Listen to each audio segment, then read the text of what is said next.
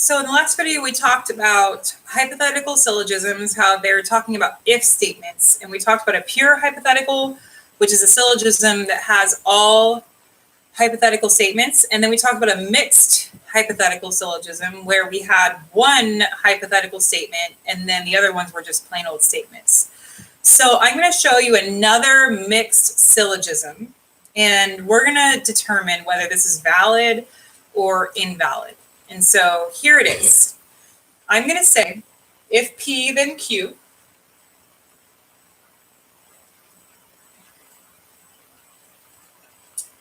Now, I'm going to say that P did not happen. Oops. Now, I accidentally used my symbol, and I didn't mean to. I meant to say not P. And therefore, does that mean not Q?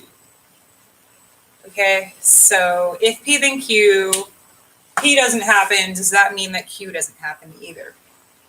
All right, so this one's a little bit harder, so it's helpful to put in actual words here to try to tell if it's valid or not. So let's say that I promised your class that if I fill up your little jar with beads, then I will throw you guys a party.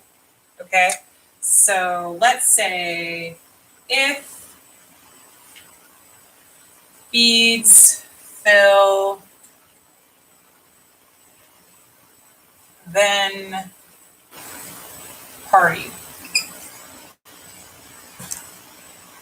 Okay, so that's my first statement. All right, my antecedent is that if your jar of beads fills up, that's my antecedent. And then the conclusion, or the consequent is that I'm going to throw you a party. Okay?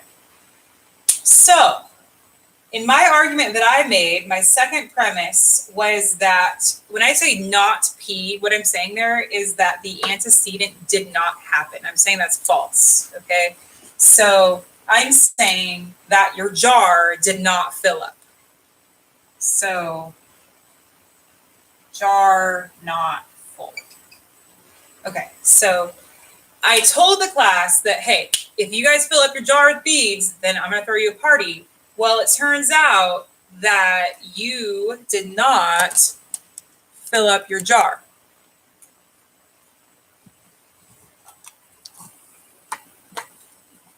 All right, you did not fill up your jar.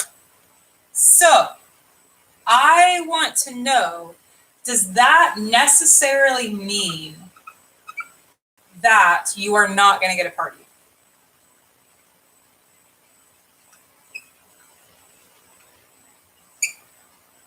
This is a question, okay? Does it necessarily mean that you're not going to get a party?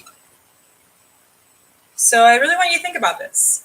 If I told you guys, hey, you guys get your jar all filled up by the end of the year, I will throw you a party. You guys don't fill up your jar, does that mean that you are necessarily automatically not going to get a party? Is there any other way that it could have happened that you could have gotten a party? And I'm sure you guys are thinking, yeah, what could happen is that Mrs. Warren could have mercy on our poor souls, and she could just throw us a party because she's nice like that. Or maybe one of your parents decided that our school was too strict and that they were going to throw you a party. Or maybe you guys get together on your own and you have your own party without me. So what we see here is that just because these two things are not, this jar is not getting full, doesn't mean that there's not going to be a party, because there could have been something else that caused the party to happen. And so this form of an argument that says if P then Q, not P, not Q, this is not a valid form of an argument. Okay. Now in red over here, I'm going to show you what the symbols look like for this. So remember that the little sideways horseshoe thing stands for our if statement. So it looks like this. I'm going to draw a little box. So if P, then Q looks like that. Now, I am saying that P didn't happen, and there's actually a special symbol for that in logic. Depending upon which logic book you use, it could be different, but the one that I'm used to is like a little squiggly sign out in front. That stands for not P, or P didn't happen. And then we have our little therefore symbol. And so the conclusion of this argument that was that Q didn't happen either, this right here is false. This is not a valid argument. It is an invalid argument, and we actually have a special name for invalid arguments in logic. We call those fallacies.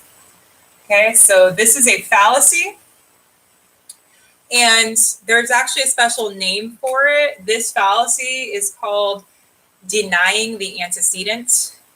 It's called denying the antecedent, and I can't figure out any reason why it would be called denying the antecedent, but maybe you guys are smart enough to figure it out.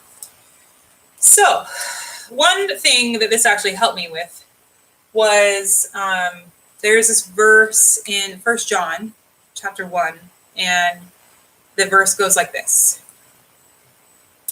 If we confess our sins, then he is faithful and just to forgive us our sins and to cleanse us from all unrighteousness. So the verse says that if we confess our sins, then he will be faithful to forgive us of our sins and to cleanse us. So what I always thought, well, I was always wondering about, is I was wondering, does that mean that if I'm not daily confessing my sins, like if I miss a confession, perhaps I didn't even realize I was sinning, or maybe I just wasn't praying. I mean, we all go through dry spells where we don't pray for a few days or a few months or a few years. Do I need to recollect every single sin and confess it in order to be forgiven for that sin? And I was thinking, well, I don't get that. I don't get how that could be the case. It seems like all of us would have sins that we wouldn't even necessarily know about. So how could we confess them? And so if you look at this argument, here's how it looks, okay? So if we confess our sins, then he will forgive us. So if C, then F. Now, what I was wondering when I was reading this for all these years is I was wondering, okay, if we don't confess, does that mean that God won't forgive us? So if we confess, then he'll forgive us. If I don't confess, does that mean that he won't forgive me? And as we just learned, this form of an argument is an invalid argument. It's a fallacy. And so to think this would actually just be logically false, because there is another way it could happen. Remember that in my example of you guys filling up your little jar of beads at school, even if you didn't fill up your jar, I still could have been merciful and thrown you a party anyway, if I wanted to. And so I think in this situation, while confessing is obviously a really good thing and we're supposed to do it, God in his mercy could still throw us a party, a forgiveness party, if he wanted to. And it doesn't rely on us going through the act of confessing our sins every single day and making sure that every single specific sin is confessed. We should still aim to do it. However, this argument right here is a false argument.